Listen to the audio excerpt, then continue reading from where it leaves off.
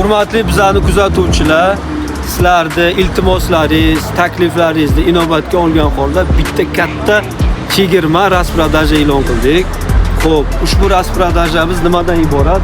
Mana 6 ta moshin.